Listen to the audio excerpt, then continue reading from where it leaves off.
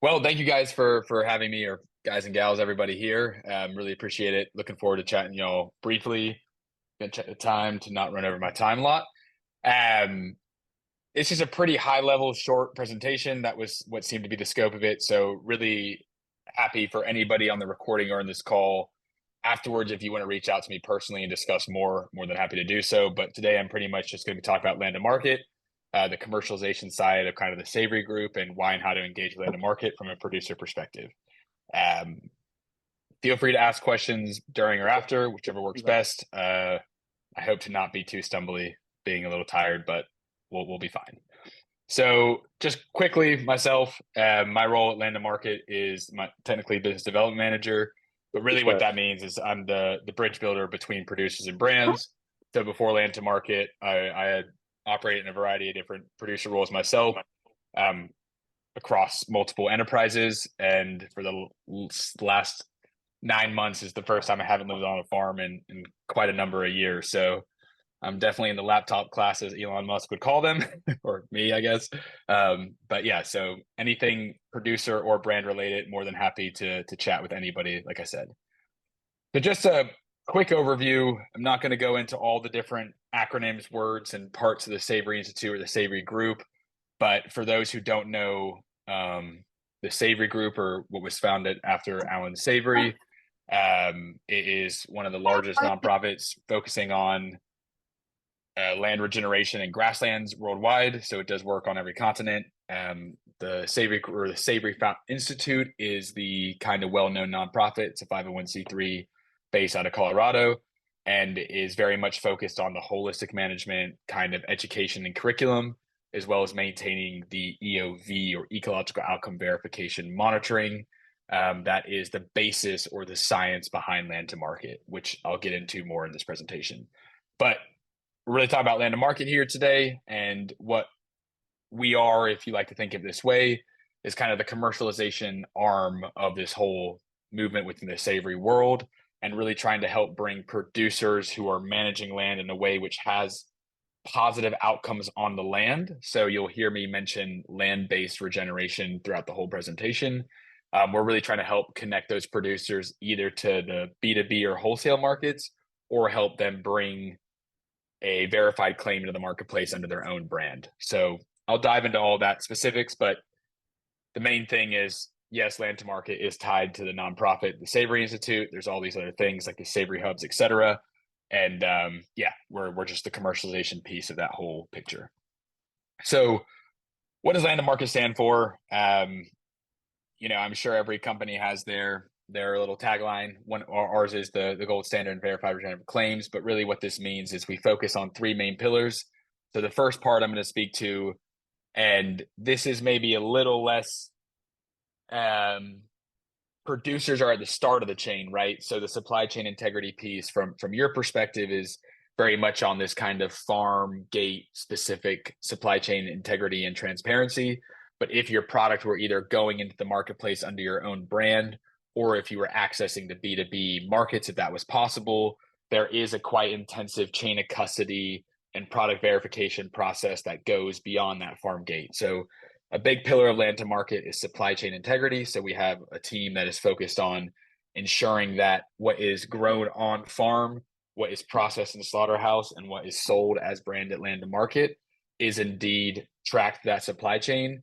And then every producer and brand who is making that land to market claim in the marketplace would be getting a product verification for the product, which is stating not that the product is regenerative, but that it is being raised on regenerating lands. So it's very much about bringing that integrity to the land base, and not just the product itself. I've mentioned this already as well. Kind of our point of difference, if you like, or what we're really focusing on in the storytelling, is focusing on outcomes based. So I'll dive a little more into the EOV piece after kind of this overview, but really is the land regenerating or not? It's that simple. And the annual ecological outcome verification monitoring protocol, you can find the in-depth protocol on the Savory website. There's links in this presentation, and I'll share them with the group as well afterwards in an email. But really, it's our entire program is built on the land is regenerating. There's multiple steps of quality assurance in that data verification.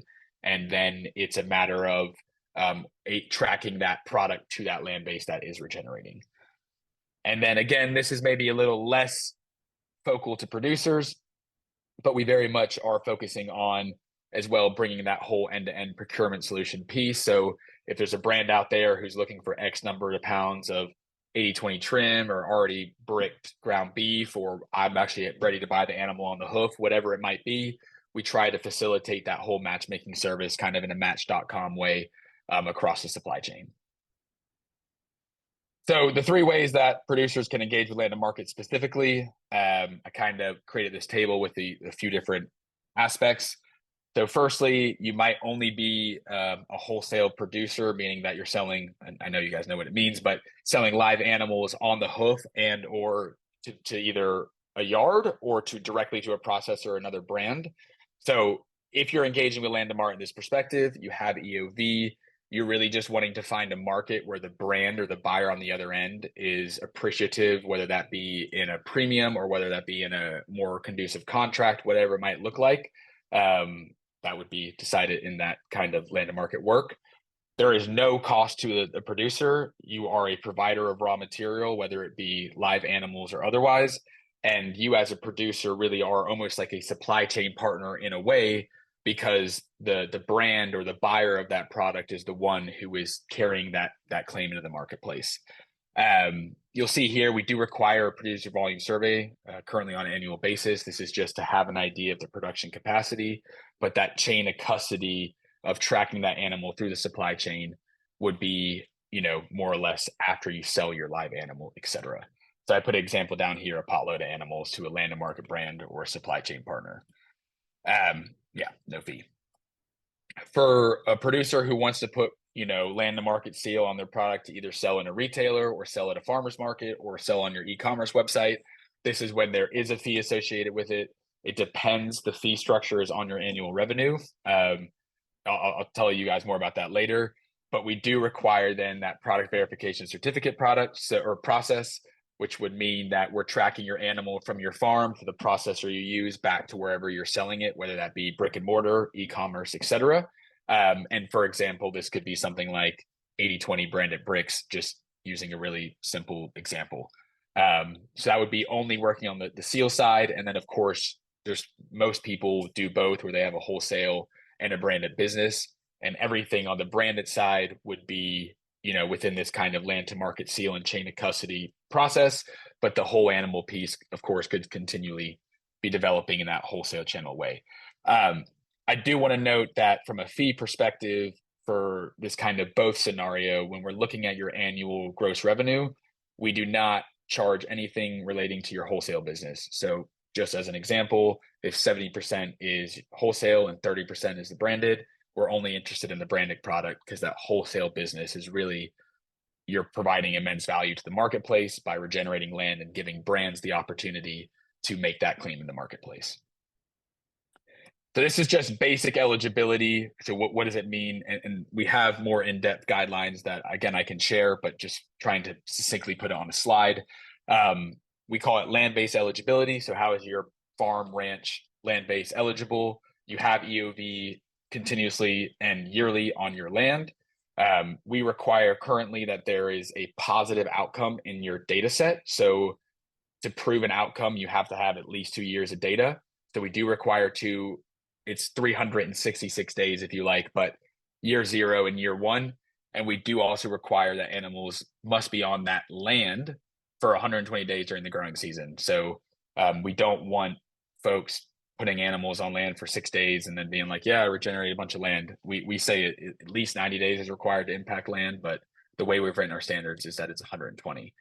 We don't prevent pasture feeding. And if you are, supplementing animals on pasture, we're not a grass-fed or a pasture-specific claim. We're very much this land-based regenerating claim, but we do not allow for any sort of AFO or CAFO operation in our program. This form I'm not going to go through, but I will send this to anybody who's interested or just to everybody. But this kind of has everything I just talked about on this right side in a very easy to use shareable asset, where there is an application form for interest. You can become a land to market member. You can access the member portal, do the product verification, get your certificates, and maintain compliance through the chain of custody. And here is a hyperlink to all of our program guidelines. I can't click on these in this presentation format, but I'll make sure that everybody does have access to these. So just quickly on the land or the EOV side of it, I'm sure we could talk for years about what it means to be regenerative. For me, it's pretty, I don't want to say simple, but there's more life tomorrow than there was yesterday. And what that means for us with the EOV idea is that there is this positive outcome that the land is indeed increasing ecological health. And that's not to take away from societal or economic or social welfare. Like, all of these things are very important. There's a lot of good folks, including folks on this call, who are doing good work in that area. But we're very much just trying to bring that story to the land health side and really trying to make sure that that claim is measured by outcomes of ecological function, not practices. So what EOV is, in essence, again, there's a protocol on the Savory website that I will share.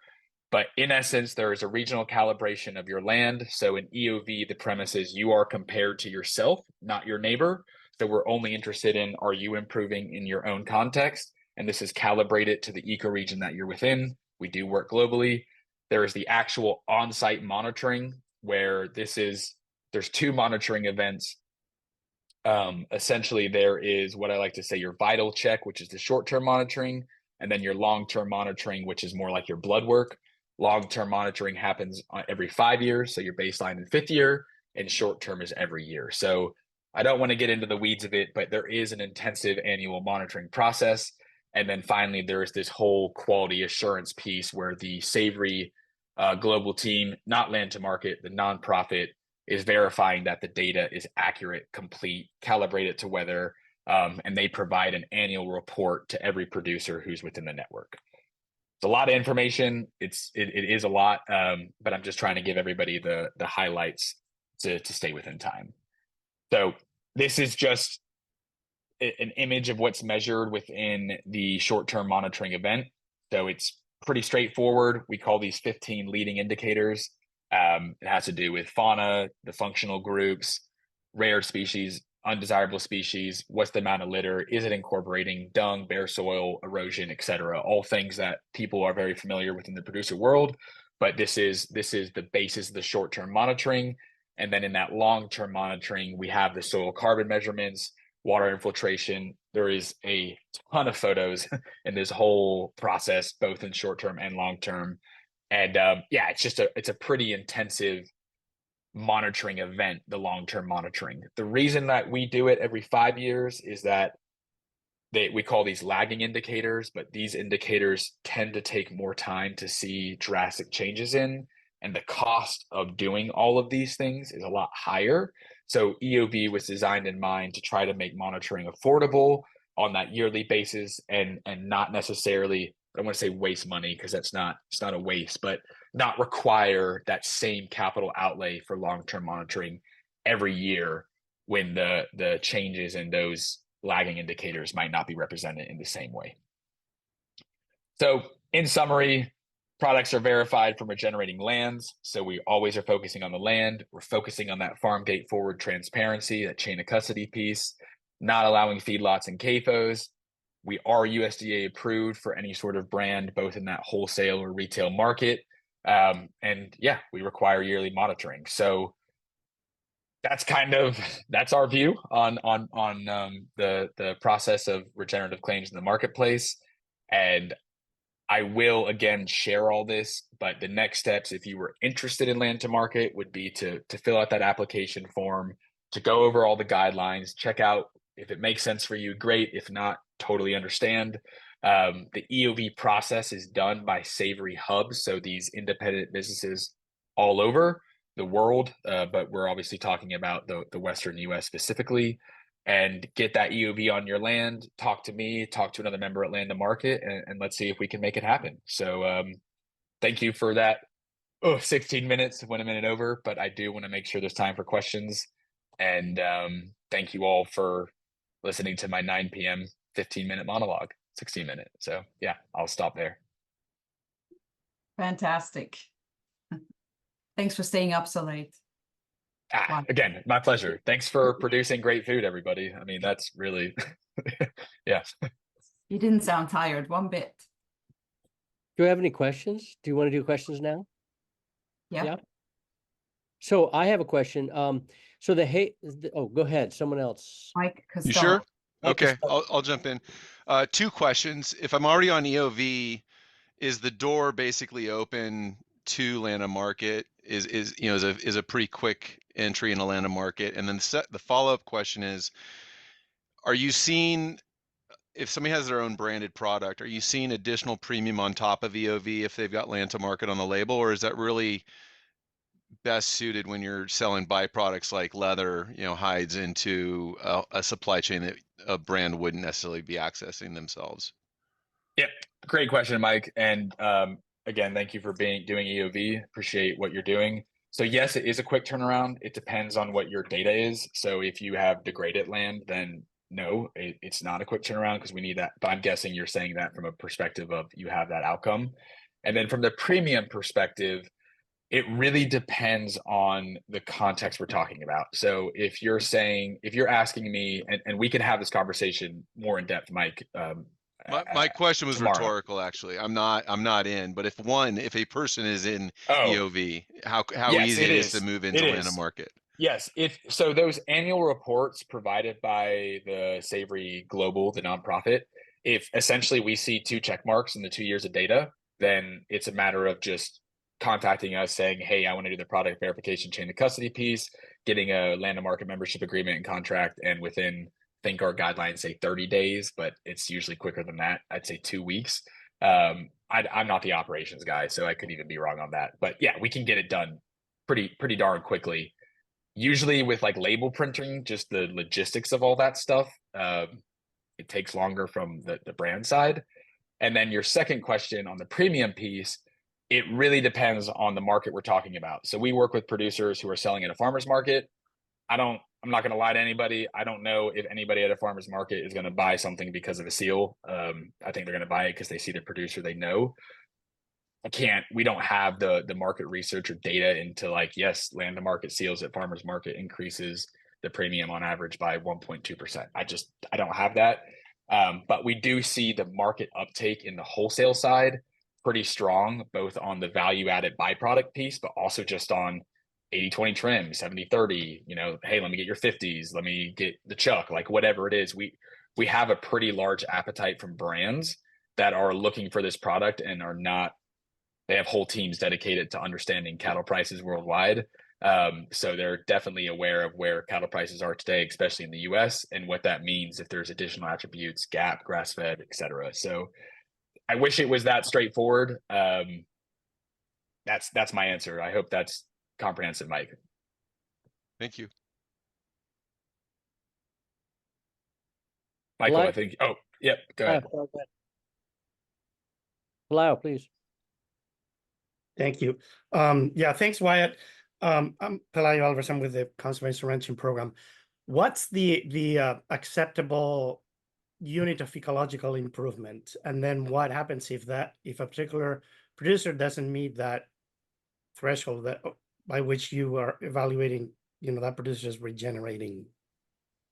Yeah, great question. So the ecological, like the whole data quality assurance, essentially what land to market sees, what we get is those annual reports from the EOV Global Quality Assurance team. So they are the nonprofit science team is essentially who does that annual report provision. My understanding is a slight improvement or a large improvement is an improvement. I don't work on that team, and we purposely try to stay pretty disconnected so that the market's not influencing the data is not influencing the market. That's how it's designed. So my answer is that an improvement is an improvement. All we see from land to market is that EOV QA gives us that green check mark or that red X. So if you have two red X's or a red X after a green check mark in that first 2 years, then you wouldn't be eligible for land to market claims. We do provide a year grace. So say you get check mark, and then a red X, because whatever happens, life happens. I mean, just a lot of things can happen in that, then there is a year grace period, but we do require continual improvement. Ecological health is more like a stock ticker. It's not year on year on year forever and always. I mean, unless anybody else has seen that. But yeah, so that's how that works. But again, that's a land to market piece.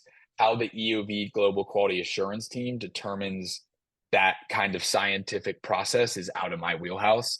But I'm sure they'd be willing to chat with you from that perspective if you wanted to get into the weeds. Thank you. My pleasure. Great question. Other questions?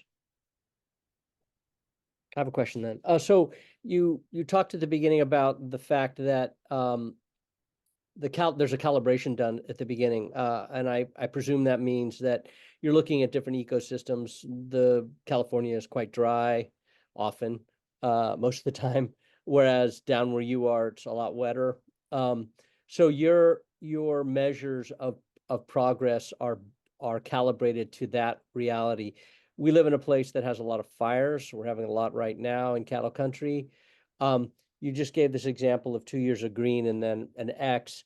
Let's say there's a really bad fire in a region that wipes out a lot of stuff. What do you do then? I mean, you said you give a year.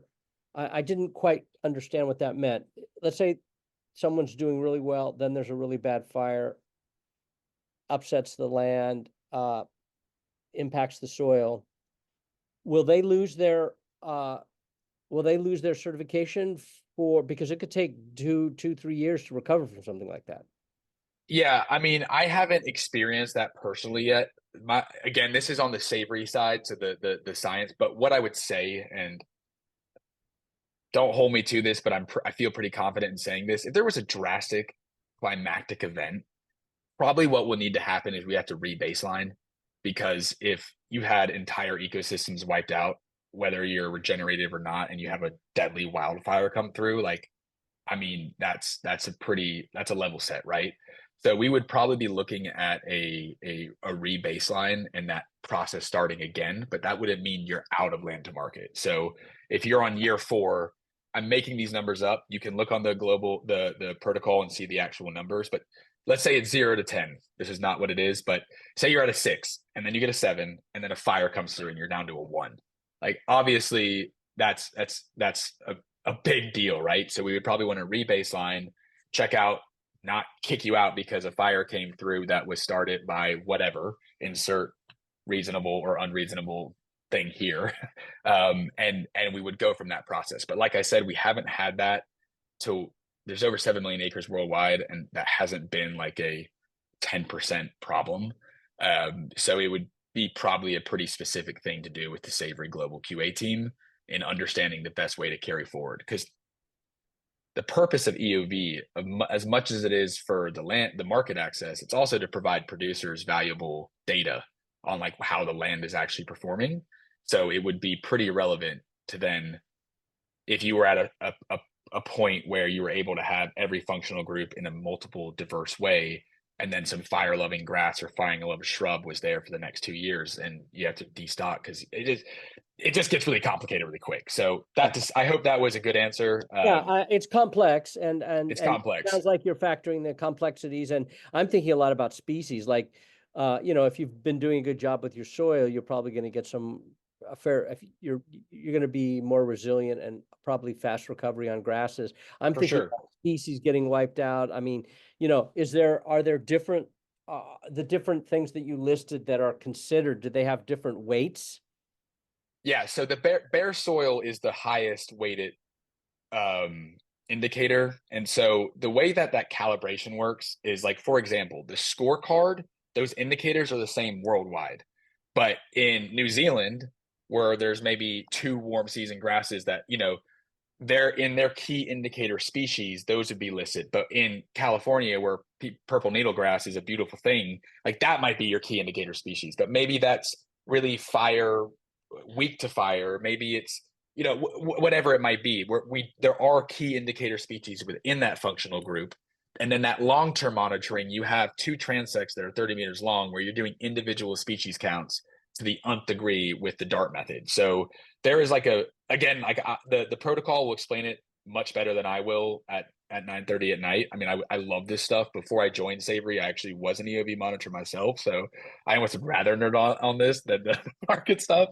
But yeah, there is a pretty intensive ecological understanding that goes into before you even get monitoring on your land, where that scorecard gets set up for that eco region. And California has, depending on who you talk to, a bunch of eco regions. So it wouldn't make sense to compare Northern California ranchers to Southern California ranchers, because that just wouldn't make sense.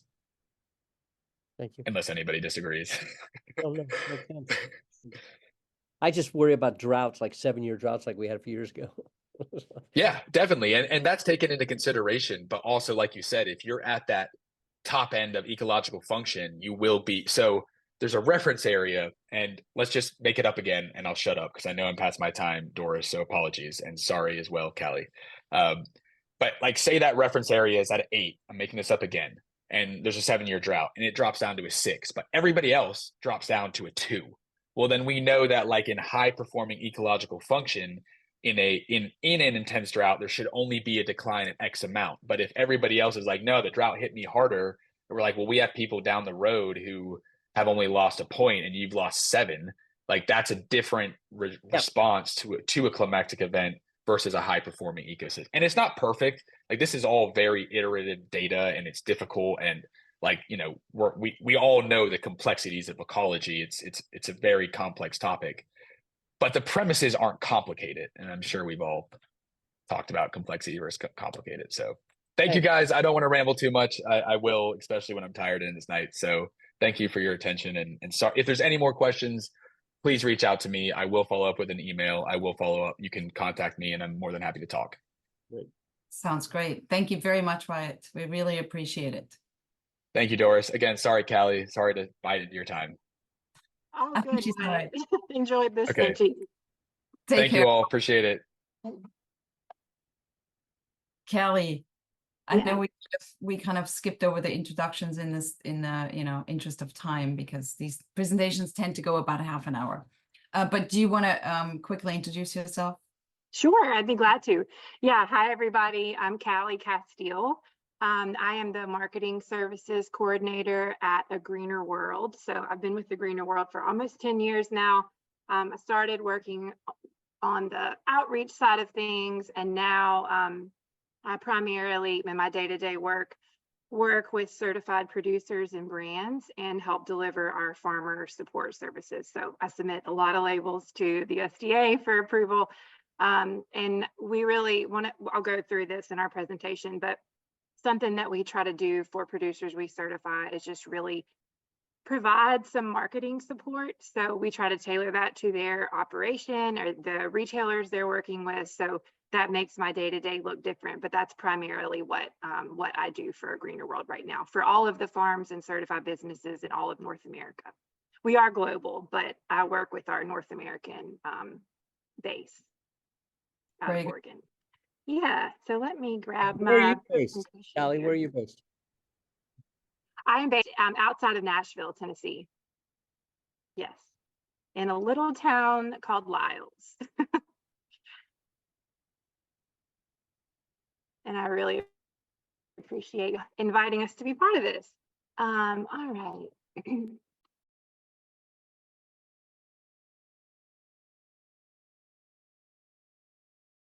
All right, we good? Can everybody see this? Awesome.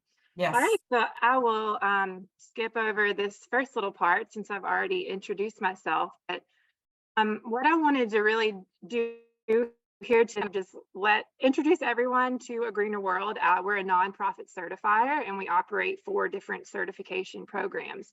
So I wanted just to give you a little context about who we are, and then I'll just, as Wyatt did, just give like a really quick overview of our certification programs and what the certification process looks like for those.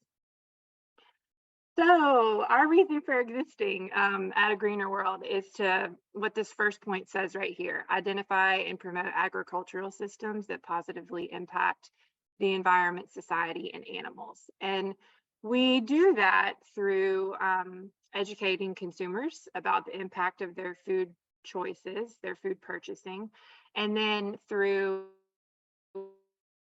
establish farm certification programs with the idea that these programs really help bridge the gap between producers and consumers and can encourage and reward positive farm management choices. So these are our 4 certification programs you see across the bottom here. These are the actual like seals that you would see on pack for these in the marketplace. Our AWA certification is, let's see, we were certifying farms in that program in 2008. So about 15 or so years old. It's been around for a while. And since that time, we have added the other 3 certifications that you see here. So as a nonprofit, I wanted to just explain some of our core programming. So we are not just a certifier, we do more than that. So we do, you know, as it says here, certification of high welfare, sustainable farming practices. So animal welfare standards are at the core of all of our certification programs. And we cover 14 different species and production systems. And so welfare is really at the heart.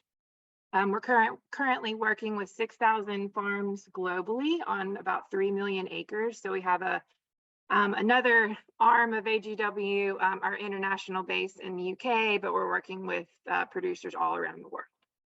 And in addition to certification, we offer farmer support for both farmers who are thinking about wanting to be certified, so we can provide technical assistance there to help kind of meet farmers where they are and help them figure out like how they can, what they may need to do in order to bring their farm or ranch in compliance with standards. And then we also offer, as I mentioned earlier, marketing support. So both the technical and marketing support, that's something that's free of charge to all certified producers through the whole time, the whole duration of your certification. Another thing we do a lot of is consumer education. We've got a bunch of resources on our website about food labels, really trusted guide that's referenced a good bit called Food Labels Exposed. So if you're interested in all of the like tricky ins and outs of food labels, that's a great resource for you. But it pulls together about 100 different food label claims that you would see on meat, dairy, and eggs. It shows you which ones are verified, which ones are not, and then gives you really specific definitions, if there are definitions, of what those labels mean. So we really do a lot of education there. We also do a lot of advocacy for transparency in food and farming. And then we also offer retailer and supply chain services. So supply chain verification. If you're a farmer and a rancher working with a retailer, we can kind of spread our marketing support to work with their marketing teams. And so that is another way that we can help educate retailers about certified products, help with in-store branding, things like that. So it really goes beyond certification. We are accredited by ISO, the International Organization for Standardization. So our accreditation through ISO is there to show that we as a certifying body are operating consistently and reliably in all that we do. So just as we go out and audit farms and ranches and further processors and distributors, we are also audited on a regular basis as well. So that's something that really is important to us and underscores just like the integrity and the like transparency piece of food labels. All right, so just a quick run through the animal welfare approved by a Greener World certification. It's our flagship certification. It's been around the longest, and this certification covers meat, dairy, eggs, and fiber animals all across North America for purposes of our conversation today. Consumer Reports notes this label as the only excellent label for animal welfare and verification. So it's available to farmers and ranchers all across the country if they're interested in demonstrating and their high welfare management practices. So once they're certified, this is the logo that they could integrate into their product label and kind of help tell the story of their management practices on pack. since the time that this program has been around, I got ahead of myself. These are the species that we cover. All of the species over here on the left are also eligible for our grass-fed, non-GMO, and regenerative certifications. And the species on the right are eligible for non-GMO and regenerative as well. So the stars would be eligible for grass-fed, would be an easier way to say that. But we have also added a grass-fed certification. Really came about due to farmer demand. This certification certifies 100% grass and forage diet, and the animals raised outdoors on pasture and range for their entire life, birth through slaughter. I don't think I mentioned this already, but our programs that cover livestock are birth through slaughter programs. So we actually go and visit the processor or slaughter plant that producers use, and we would send one of our slaughter specialists there to ensure that they meet slaughter guidelines for both poultry and red meat. So that's one kind of part of our certification that sets us apart from some others. So it does cover the entire lifetime of the animal. And the grass-fed certification, in order to be certified under this label, farmers must first meet the animal welfare approved standards. So in that sense, this makes the grass-fed label also a welfare label, because you have that AWA as a foundation for this program. We offer non-GMO certification for livestock and non-livestock producers. So this is, this for livestock producers, it would certify high welfare, sustainable farming practices free of GMOs. We also work with brands and crop growers under this label as well. And then our regenerative certification is our newest certification. And I'll talk a little bit more about the structure of this coming up next, but it is a plan-based regenerative program with the idea that farmers there are a set of standards, the regenerative standards, but since it's plan-based, farmers actually write a regenerative plan for their specific farm, ranch, or holding at a minimum of looking out a minimum of 5 years and ideally like 10 years. And so this makes it very specific to their location, to their operation. So when they are audited, when we come out and visit the farm, audited according to the regenerative standards, but they're also checked up on their own plan. So it's a way to plan as a tool to be helpful in meeting their own regenerative goals, like moving out into the future. And the principles of this regenerative program cover soil health, water, air, livestock, cropping, biodiversity, buildings. There's a human component, so kind of social responsibility. And then there's a section in our standards for this program called finance. And so that just addresses like economic sustainability of the farm or ranch. So again, the regenerative plan, that's a part of our regenerative certification. It's required to be certified. You have to do it in addition to meeting the regenerative standards. So it's written by the land steward and what we call a qualified expert of their choice. So that could be the farmer. It could be, in many cases, it is the farmer or an extension agent or someone who's a keeper of traditional knowledge or a consultant that they're working with, someone who knows their farm very closely and can provide the knowledge that's needed in that area. So the plan is written and submitted by a group of people. It's written for a minimum of 5 years. As I said, it can go out 10 years or more if you want. This is reviewed annually as a part of the farm's certification process. And when the farm is ready to apply for the regenerative certification, they can apply, they write the plan, they submit the plan to us, and it's assessed by a review panel at A Greener World. And there are two parts to this plan. There's the regenerative assessment, which is really just an analysis of risks from farming activities and operations taking place on the farm. And then there is the management plan, which covers kind of like your methods, your timeline, your measurable results of the practices used to address those risks that you identify in your assessment. And we have templates for this on our website. I'm really hitting the high points here, and it can get really technical. And so if you have questions about it, I would encourage you to ask those. And it's likely if they're super technical, I'll need to check on the response with our regenerative team, which I'm happy to do. But all of this is on our website. And I just wanted to point out that the templates are there too, which people find very helpful. So for anyone thinking about regenerative in particular, but really any certification program,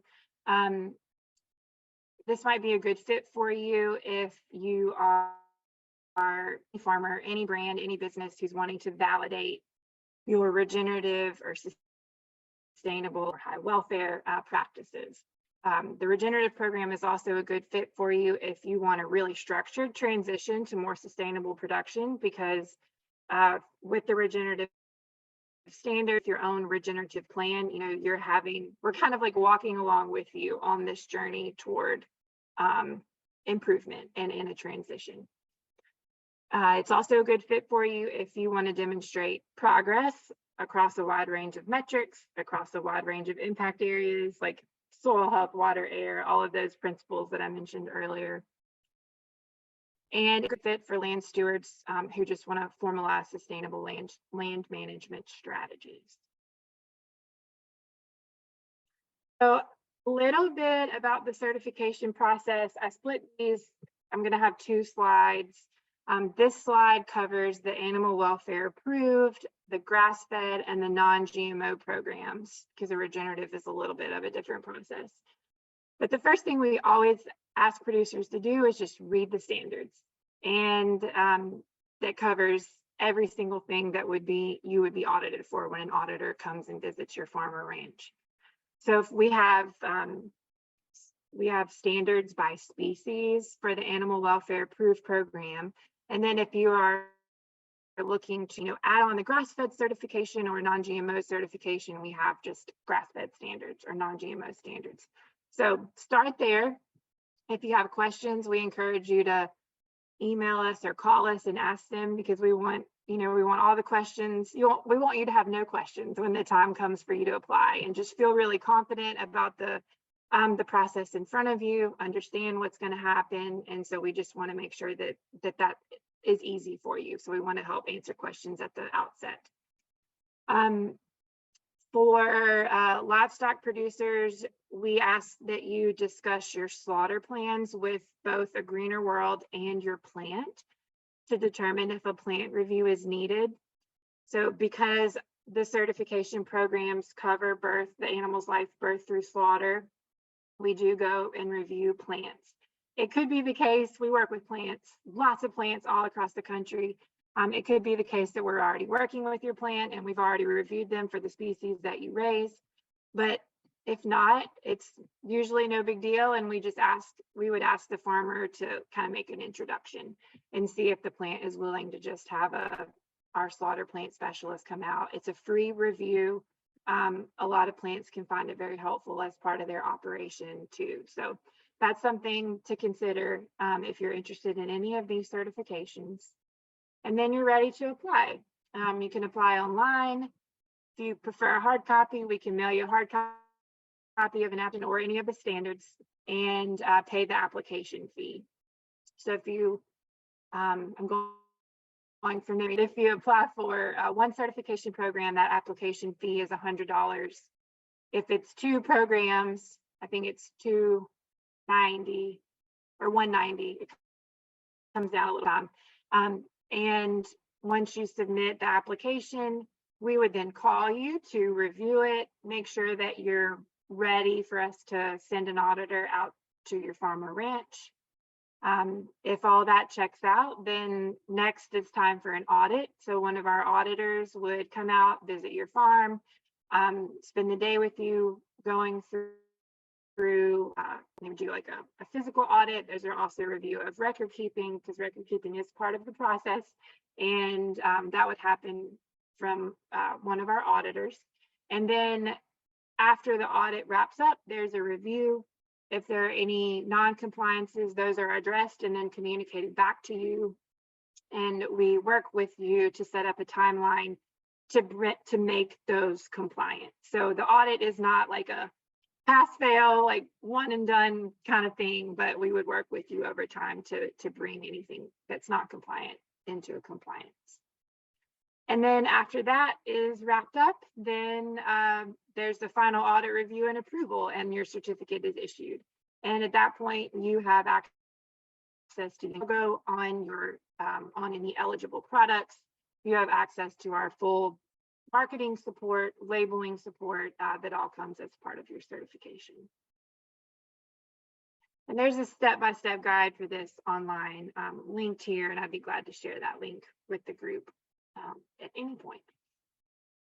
And then for the regenerative program, it definitely follows a similar track.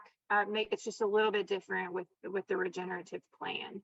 So again, we would invite you to read the standards. When you're ready to apply, you can submit the application.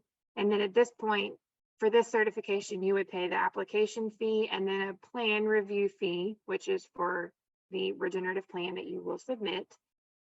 Then there's a screening process, and typically that happens prior to the ranch submitting their regenerative plan. And so that, again, is kind of time for a conversation, going through your application, sort of preparing for next steps and that kind of thing. After that, the plan that you write by yourself or with your qualified expert is submitted, then it's reviewed. And at that point in time, you would be audited by one of our auditors, and then it kind of picks up as the normal process. That anything, if it's not compliant, that would be addressed. We'd work with you on that as well. And then when everything's all settled and done, that you would be certified and again, able to use all of our marketing and labeling services as well.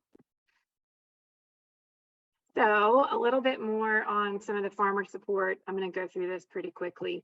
I've already mentioned technical support, but just to give you an idea of like what this actually looks like, we have a variety of, huge page filled with what we call technical advice fact sheets on our website. And we've written those over the years. As we get commonly asked questions, our technical team kind of turns those into shareable PDFs. So that's what those are. People reference quite a bit, and they're free. And, anyone can use them at any time. But you also have access to technical advice that isn't on our website. So you can call us or email us, and if you have questions about examples here, branching out into other species or determining cost of production or transitioning, we can provide that for you, and we can kind of help you understand the standards so that you can then kind of see where you might need to go with your operation to be able to meet those standards. And then the marketing support, this looks different for every farm that we work with, but as soon as farms are certified, if they want us to, we write and send out a press release to media in their area to try to pick up some news stories, kind of hopefully get more customers. We've had really good pickup recently on our press releases, and it's just been a good way to get more certification stories in the media. We also just all the time in the background are working to establish and build relationships for producers to expand their market opportunities. So this is a little bit similar to like the matchmaking that Wyatt talked about in his presentation, but say a retailer or someone comes to us and they're looking for, I'm totally blanking again, it's my bedtime, but they're looking for a certain product. We can use our network of farmers and try to connect connect people that way. We constantly feature news about farms through our social media, our networks, our newsletters, again, just with the idea to get you in front of more eyes all the time. And we can give advice on creating a successful online presence if that's something that you want to do, an effective social media strategy, things like that. So that can all be available to you as a certified farmer, or you can pick and choose what you need or what you want. It's totally available to you to use as you want. Just going a little bit further, we also offer design assistance. So this picture here on the left for Arch Farm, this is a farm that we work with in New Hampshire, and we worked with their co-op to help get these signs made that hang inside. So this is just an example of how we can provide graphics assistance and then kind of pass off a design file to somebody for you to get printed or pass on to another like next leg of the process until it gets finished.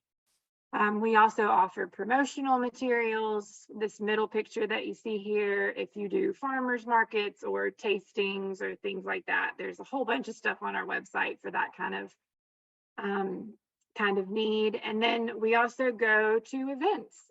We go to events just to spread the word about A Greener World and our certification programs. We also go to events with certified producers, things like farm tours or tastings, or if there's anything big going on, we can be available to either provide materials or sometimes be there in person as well, just to kind of provide support and be the voice of the certifier in that situation. And then we offer labeling support. So these are some of the labels that we've worked on over the years. We can do everything from working with you and your plant to actually like design a label if that's something that you want to do. We can integrate just the steel into an existing label if that's the route you go. So it covers really the design process all the way through label submission to FSIS. So I'm the person who does that. So I work with farms and ranches to gather all the documentation that's needed for verifying their claims and submitting those to get these nice looking labels approved and on packages. So that's all of these services are here for certified farmers. It's something that we want to provide for people just to help do what we can to make their job a little easier because it's hard. So I think that wraps it up for me. And yeah, just as Wyatt was, I'm here for any questions. Thank you, Callie. You're welcome. That was great. Michael, you're on mute. I have a question, but does anybody else go first? I'm happy to wait. Okay, then I'll jump in with do you guys do an annual audit? You didn't say. Yes, it's 12 to 15 months to hit the seasons changing, but yeah. Okay, so there's an annual audit. So that's, and is there actual monitoring? You mentioned metrics, but you didn't talk about kind of trying to measure the change over time. There is monitoring. I will be honest with you, I don't think I could get into much specifics about it on the call. I'd be glad to follow up with you separately or point direction of the right person, but there is monitoring that would happen. It would be, that is what you would identify in the regenerative plan and that risk assessment, and then the measurements that you would then take to monitor that change over time. Thanks. Palaio has a hand up. Yeah, thank you. Is there a cost to the producer? Yes, for the regenerative certification. Yeah. Yes, there is. So the plan review fee for the regenerative certification is $350, and then the audit fee for that certification is $800 plus the cost for the auditor. Yes, and so that would be due every audit cycle, except the plan review fee is only happens once. So it's the application fee, then the audit fee, annual audit fee, and the review fee. Okay. And for the animal welfare approved and grass-fed certifications, they're a single application fee for that is $100, and the audit fee for that is $100 as well. Then that covers up to 3 species. Great. So you said you had 3 million acres under certification. Yes, globally. Yes. Globally, yeah. And do you have regions of the country where you're more ubiquitous than others?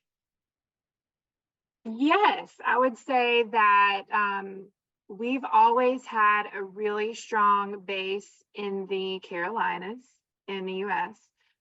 We also certified, just thinking out west, we certified a number of farms in California currently. And we've had a lot of interest from a lot of farms in the regenerative program very recently. So I think I know we have a lot of regenerative applications in the pipeline right now. So I think those should be coming, we'll see what happens with those over time. But I would say that probably, this is just from my memory and experience, the Carolinas and then some pockets of the Northeast have been our really strong base. So it's so much so that farmers would come to us and say, I have customers who want me to get certified, or I have, they came our way because of somebody who knew the label. Oh, cool. In those areas. Yeah. And what's the breakdown between livestock and, let's say, other crops?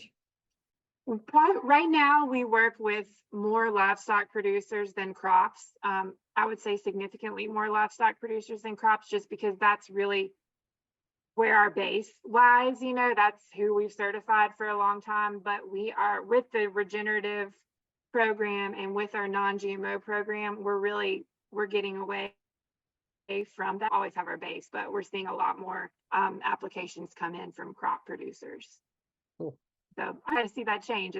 That's happened within my time at A Greener World. So it's cool to be able to watch that happen. And how long have you been there? Almost 10 years. Wow, cool. Yeah. Great.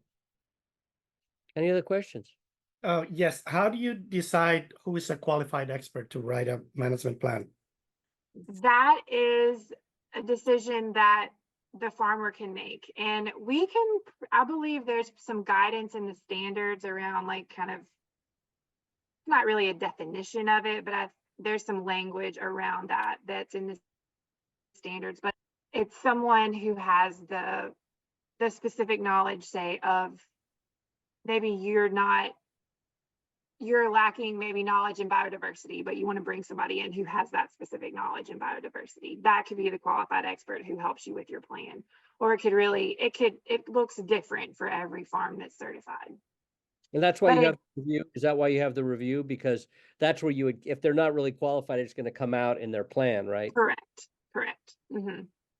Yeah, and that review shows any gaps in the plan. If something's not complete, they can go back and ask for maps or ask for more information about something on farm. So that's the point of that first review, is to make sure that they are ready for it and that their plan is complete. Good. Interesting. Nice. Any other questions? Well, it's late for you, Callie. But it is, but I'm so glad I got to talk with y'all. It's 10:04. That's past my bedtime. yeah, it is, but I'm really glad to be able to talk with y'all tonight. And as Wyatt said, if a question comes to mind later that you want to ask, please get in touch.